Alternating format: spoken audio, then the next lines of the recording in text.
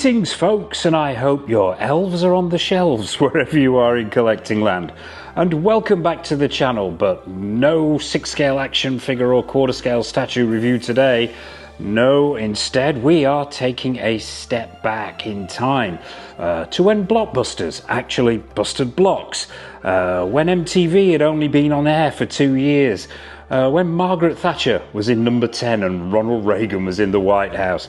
Yes folks, join me in 1983, when a 17-year-old Mr. Go Figure spent most of his free time and cash in his local video arcade. And on May the 5th, a new game arrived that was destined to change the game forever. Yes folks, the Atari Star Wars cabinet dropped. But before we dive into a swimming pool of nostalgia, I'd like to send a Death Star size shout out to everyone who supported the channel. And please drop a like and hype on this video, as it helps other people find Go Figure. And if you haven't already, be sure to hit that subscribe button and bell notification icon, so you're sure not to miss any of the action figure, statue and pop culture related news and reviews, previews and showcases that we've got coming up. So let's have a quick look around this box, and it is quite easily the biggest box that Mr. Go Figure has ever had to contend with. Most certainly the heaviest. Let's just have a quick look around the artwork on here. You've got a shot of the arcade machine itself. You've got the Star Wars, Empire Strikes Back and Return of the Jedi logos there, which are the 3 games that are included. You've got Atari's logo on there and Arcade1Up's logo as well. And this box, if I can just get it to turn a little bit, is splattered with all kinds of goodness. You've got shots of the machine itself set up, and that's all continued around the back as well. Now, there's quite a bit of construction with this particular piece, so rather than you sit for several hours watching an old man swearing and fumbling around with a screwdriver, we'll go through the construction process a little bit quicker than that. So, over to construction.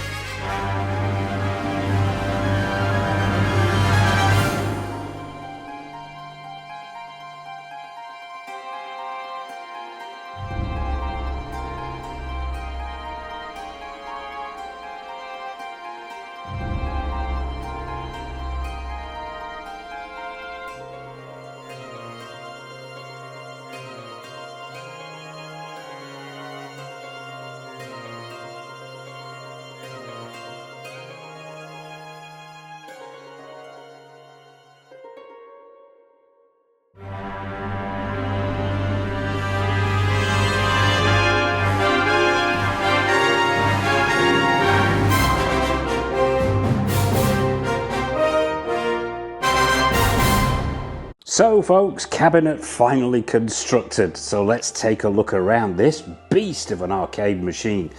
The construction process, relatively straightforward. The instructions are very good, very clear, very concise, and really easy to follow, and they also include some spare parts just in case, like me, you're a butterfingers and you lose a screw or a dowel or something like that.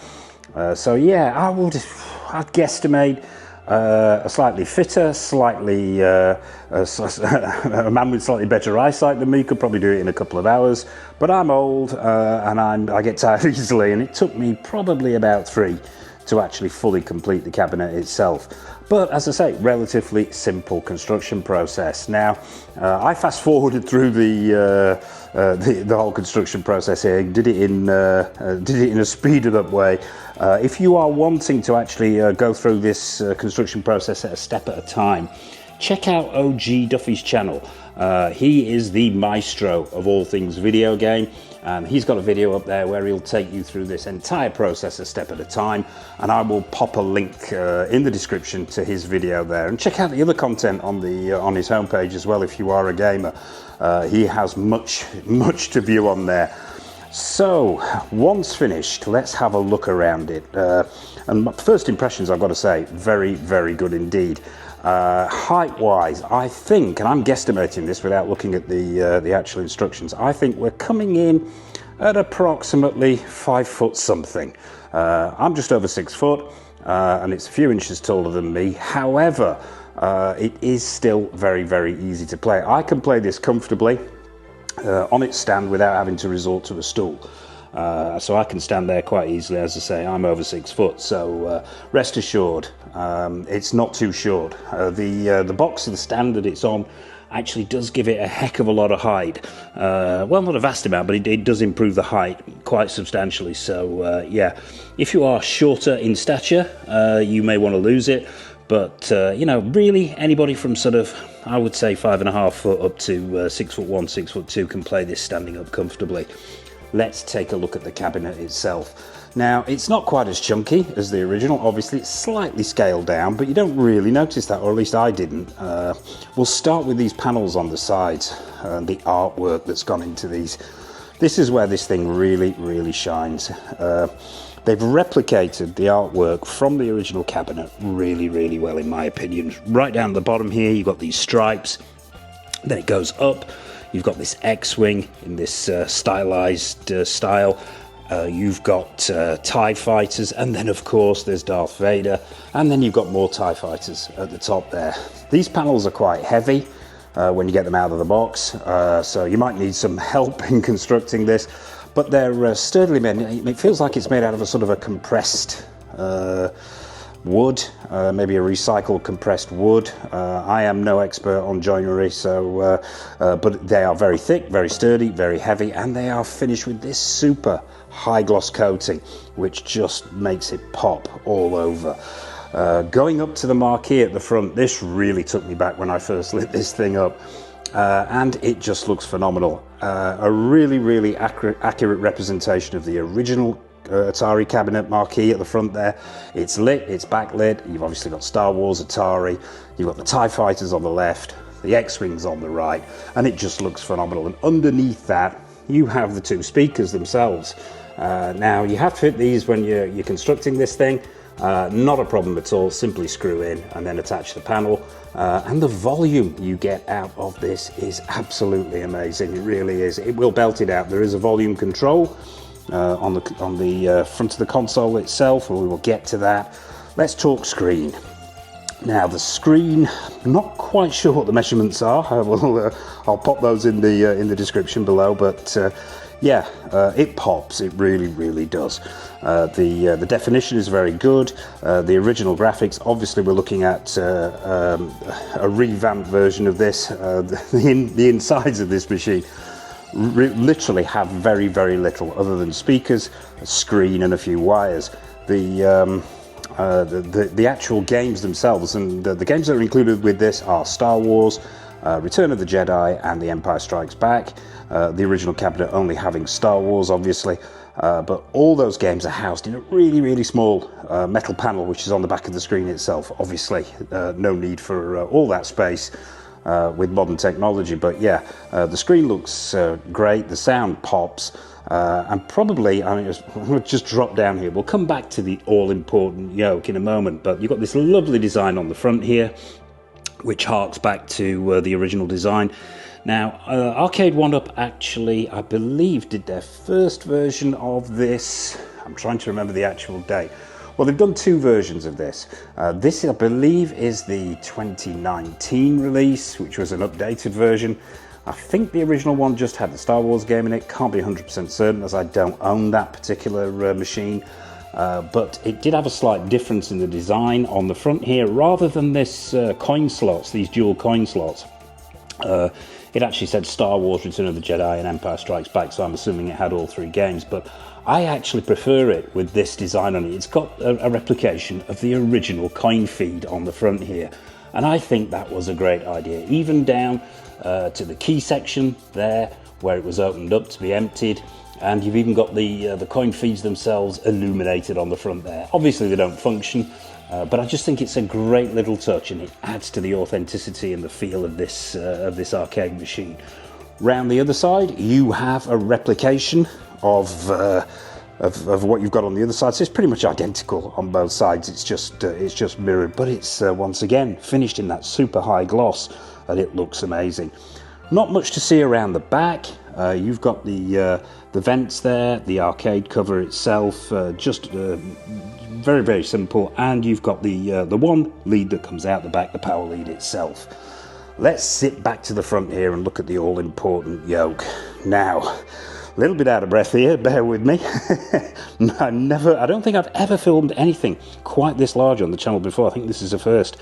But yeah, the yoke itself, this feels phenomenal. This is where this machine, in my opinion, really had to excel to capture that original arcade feel, and I think Arcade have done that superbly. It feels super chunky, super responsive. It's made out of this hard plastic, as you can hear. It says Atari on the front there, and it has all the features of the original arcade yoke. You've got the tilt forward and backward, you've got the side to side, and probably most importantly, you've got the snap back, which is great to see. And it just feels well built. It feels nostalgic, and it makes Mr. Go Figure very happy indeed. And it feels super smooth. Construction feels phenomenal, as with the whole cabinet itself. On the front, you've got this panel here, which is covered with acrylic. I said be careful when you're attaching that in. So when you put these screws in, you don't want that acrylic to split, but it's designed to protect the front section here, which looks arcade accurate as well. You've got a couple of buttons there. You've got the on-off and the volume. What more do you need for that retro 80s experience? So I think what we ought to do next is have a look at how this thing actually plays. Okay folks, so lights dimmed, let's boot this bad boy up and see what we get. This is going to be a trip down memory lane for Mr. Go Figure, a nod to nostalgia, a childhood dream come true. But yeah, on-off button, flip that, and straight away you're greeted with the Arcade1 logo, and yeah, all the bits and pieces there, all the credits and the warnings there, and wait a few seconds, and then you get the actual select screen. So, as I mentioned before, you get three games with this: Star Wars, Empire Strikes Back, and Return of the Jedi. We will start with Star Wars. Now, you select those by turning the yoke itself, very, very simple. And down at the bottom here, you've got settings, this cog. So just hover over the cog and either hit the trigger on the top or underneath of the yoke itself. And here you get your option screens. And it's pretty much everything that you'd expect. Obviously, with it being a home arcade machine, you've got certain options that you didn't get in the original stand-up here. You can pick the amount of starting shields you have. That's anywhere from 1 to 9. We'll go with a healthy... How many should we have? Let's go with 9. Why not? Difficulty, you can go on easy, moderate, or hard. You've got bonus shields here, and once again, you can select between 0 and 3 on this one. We'll go with 1. Music in attract. I mean, that's basically when you've got the machine turned on, if you wanted for it to sit there and make all kinds of beeping, whistling, and flashing lights to attract anybody who wants to shove 10 pence into it. Vector glow. This is an interesting one. Not 100% certain what this actually does as of yet. I've been trying it out on a few of the different settings, and I think it is something to do, obviously, with it being a vectored graphic game, is how those actually appear on screen. But we'll go with bright for the time being. And you've got a preset high scores there and a save and exit. So once you've selected which options you want, you simply hit the trigger over save and exit, and you are into the game itself. Now you can pick any one of these. Settings for each one is different, so I've just done the Star Wars settings, so let's dive in. You get this menu, which tells you the controls here. Obviously the yoke itself, right to left, up and down, backwards, forwards, that kind of thing.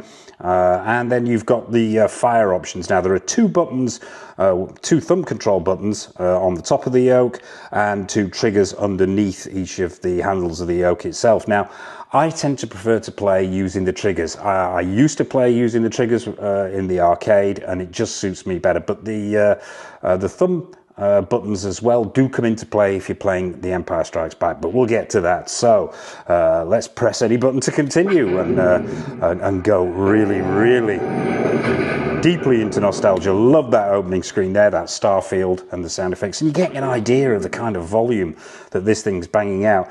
You can alter the volume down here. I've currently got it on about 10. I'm trying to balance it out so that it doesn't blow the microphone away completely. And you're greeted with the score screen. So once you hit the score screen, pull trigger to continue, and then you get to pick which wave. And now, those who played this machine will recognize this instantly. We'll start with easy because I haven't played for years. But yeah, you just simply pick the wave you want, and away we go. And straight away, Mr. Go Figure is taken back to a simpler time, a time when things were just a lot easier to grasp, and a wave of nostalgia is hitting me right now that I hope you're feeling it at home there, because this really was one of my first loves in the arcade. I must have spent a small fortune, or at least a fortune comparatively speaking to that of a youngster my age. But yeah, this just takes me straight back there, straight back to those arcade days where I used to frequent the arcade with my brother. He was Battlezone, I was Star Wars, and it was just an easier time, as I mentioned before. And as you can see, the graphics here have been replicated beautifully. I'm going to be playing very badly here because I can't talk and play at the same time. I'm a man. It's just the way it works. But as you can see, Arcade have got this perfectly. They have nailed that original Atari feel absolutely amazingly well. From the sound, the graphics, everything on point. So yeah, that's Star Wars. So let's take a look at Empire. Now, if you're wanting to switch mid-game to one of the other two, simply hold the all four of the fire buttons simultaneously, and it'll take you back to the menu screen. Once again, you can dip into the settings. We'll just dive straight into Empire here without altering the settings. Didn't play Empire quite as much when that first came out.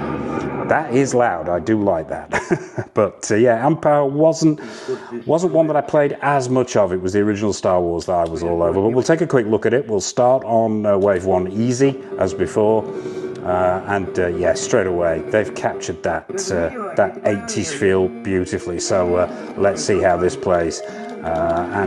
This is slightly different. You pretty much just got TIE fighters and the Death Star in the Star Wars game, but in this one, they added more levels. There are more enemies. You start out with the probe droids from Hoth. And they shoot at you, you have to shoot at them, and they launch these things off the top, which I am assuming is some kind of signal to the Empire as to your location. Then you are greeted with AT-ATs, vector-drawn AT-ATs. Now, this is where this varies ever so slightly from the Star Wars game, in as much as the triggers themselves are used to fire, but and I will demonstrate it here if I can. But you hit the thumb buttons on the top there, and you are going to launch a rope to try and bring down the AT-ATs, as in the movie itself. You're launching those cables to bring down the AT-ATs. Once you've completed that level, you're on to more TIE fighters, and they're shooting at you. You've got to shoot at them, and I'm going to shut up for 5 minutes and just enjoy this. This is absolutely superb as far as I'm concerned. And finally, once you've dispatched the TIE fighters, I say finally, there are actually 2 more levels on this one. We'll see if we can't find them. Let's just polish that off, and the next level is to avoid collision with the asteroids. That wasn't a good start.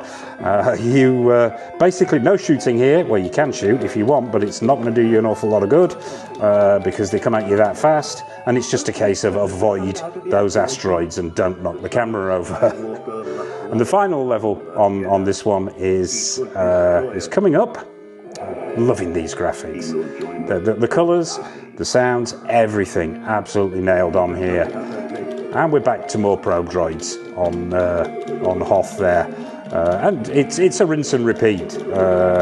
Obviously, not a huge amount of levels. We are talking 1983 after all, but yeah, still absolutely excellent fun for an old man like me. So let's hit those buttons again, those 4 buttons simultaneously, and take a quick look at Return of the Jedi. Now, this one, I openly admit, hands up in the air here, I've never played this. I'm not sure whether this is the arcade version or whether it was actually a home version, but we'll take a quick look at it. And this, as I remember, is ball-achingly difficult, this one, especially when you're using this yoke, because it's an isometric view of the game itself. I think it doesn't really lend itself that well to use of the yoke, probably more of a joypad type thing. But yeah, you are steering your speeder through the Forest of Endor, trying to avoid the Empire, and being aided along the way by the little furry fellas. So let's have a quick go at this, and the fire button is the same as before, but the backward and forward on the yoke actually pushes you forward or backward in that isometric view. Then you've got the fire, and you can take these other Empire speeders out by shooting them or by driving into them, and there we go, I'm dead. Yeah, as I say, not one that Mr. Go Figure has played a lot of, and I do find this one quite difficult. Maybe it's an age thing, but there you have it, folks. That is the Atari Star Wars cabinet, courtesy of Arcade. I think it's time we went in for a final verdict on this guy, so let's, if I could tear myself away for 5 minutes, let's have a verdict. Okay folks, so it's verdict time on Arcade1Up's take on the now legendary 80s Star Wars arcade cabinet. Where to begin with this? Construction and the materials that they've used are absolutely spot on. I think they've captured that retro feel beautifully. The artwork on the cabinet I think is phenomenal and in keeping with the original machine itself. The overall quality is absolutely there in spades. Now we haven't talked price on this machine. Now this is one thing, especially in the UK, this thing can vary quite dramatically in cost. I would recommend shopping around, because you could be paying upwards of 600, maybe even 700 pounds in certain places, but if you shop around, you can pick this thing up for far, far less. And I would recommend, digging deep before you part with your money. But if you are going to part with your money, what you are getting is a piece of arcade history, and I think this thing is amazing. The detail that Arcade have put into this, from, as I say, from the artwork on the cabinet, the materials they've used, even this coin slot on the front I think is wonderful. The marquee is phenomenal. Probably the most important thing, how these games play, they play just as the originals, and Mr. Go Figure is taken back to his childhood and his misspent youth. I absolutely love playing the games, and I think that Arcade have captured them pixel perfect. The all-important yoke, beautifully constructed. It replicates the original in every area and does it amazingly well. You've got the snapback, you've got the tilt. Those fire buttons and triggers are ultra responsive, and I could literally lose hours stood in front of this. I think my legs would give way before this cabinet did. I think it's a phenomenal piece of work, and I am so glad that I went in on this. I was in two minds, but as soon as it was constructed and the first time I played it, I was convinced I'd made the right decision. So there you have it, folks. That is Arcade's take on a arcade classic, the original Atari Star Wars arcade machine. I hope you enjoyed this review, and I hope you've touched on the nostalgia that Mr. Go Figure is feeling right now. What have we got coming up on the channel? Well, plenty more 1/6 scale figures, as you can see in the background. We've got plenty more reviews from Hot Toys, In Art, Susu Toys, Present Toys, Caustic Plastic, Exo 6, and all the rest. We've got more memorabilia, we've got more pop culture nostalgia. So as I mentioned at the top there, be sure to hit that subscribe button and bell notification icon, so you're not missing any of the good stuff that we've got coming up. And I suppose all that remains for me to say is a massive thank you for watching, as always. I am going to leave you now, and I am probably going to lose about 3.5 days stood in front of this machine. So until next time on the channel, take care of yourselves, thank you for watching, and happy collecting.